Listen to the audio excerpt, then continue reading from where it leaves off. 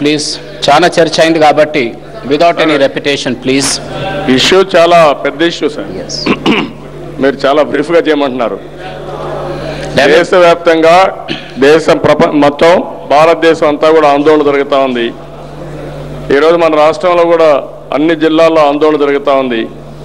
ఆందోళన జరుగుతూ ఉన్నప్పుడు ప్రభుత్వం ఏమైనా కన్సిడర్ చేస్తామంటే ఇప్పుడు కూడా సమాధానం మీరు చూసారా? దేశ మంత్రిగా చెప్తున్నారు మేము ఎందుకు నిరసనగా ప్రొటెస్ట్ చేస్తున్నామంటే దిశ మొట్టమొదటిది ఏదైతే విమానాలకు మాత్రం వాడే ఇంధనాన్ని 33% నుంచి 4% తగ్గించామని ఆయన ఒప్పుకుంటున్నారు.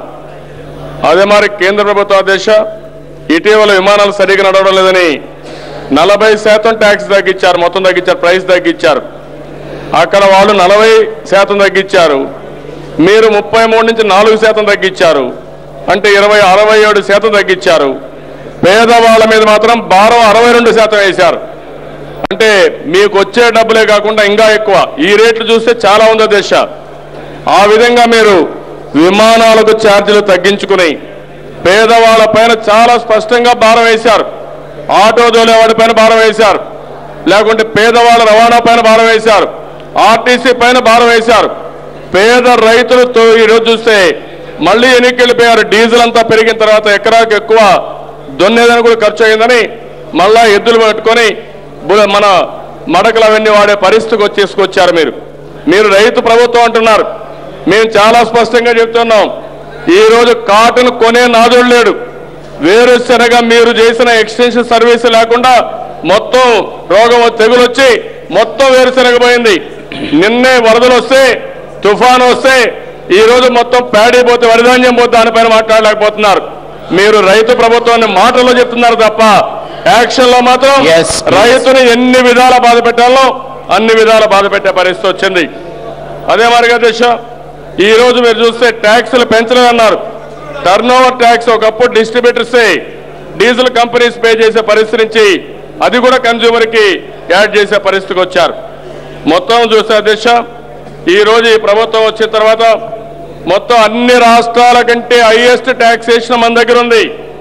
ఆ విధంగా మీరు ఎప్పుడు వీలైతే అప్పుడు ట్యాక్సేషన్ పెంచుకుంటూ పోయారు, రౌండ్ ఫిగర్ చేశారు. ఆ విధంగా మీరు పెంచి పేదవాళ్ళు దెబ్బతీసే పరిస్థితి వచ్చింది.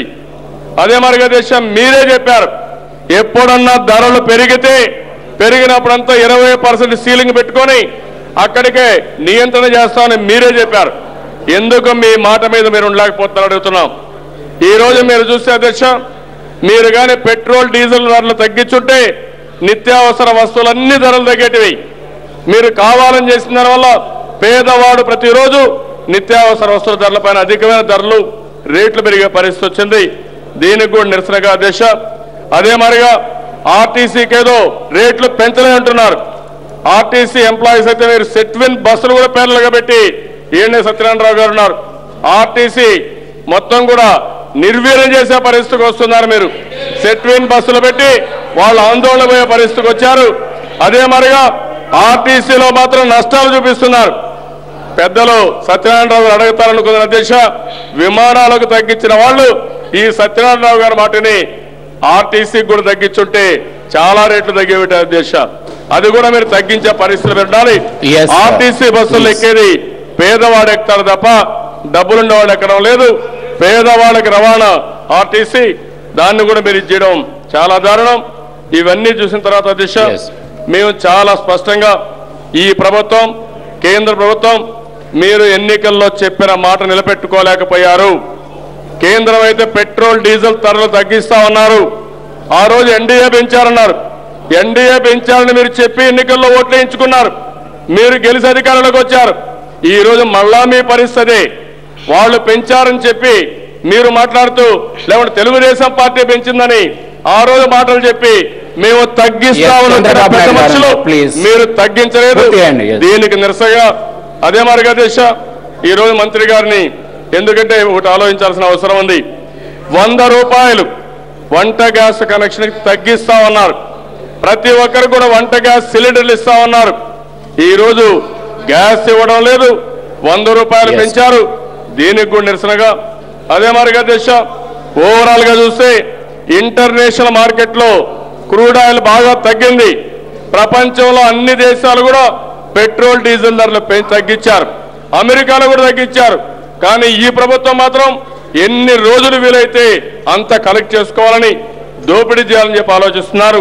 Yes. ఇవన్నిటికీ నిరసనగా తెలుగుదేశం పార్టీ వాకౌట్ చేస్తున్న ఉద్దేశం.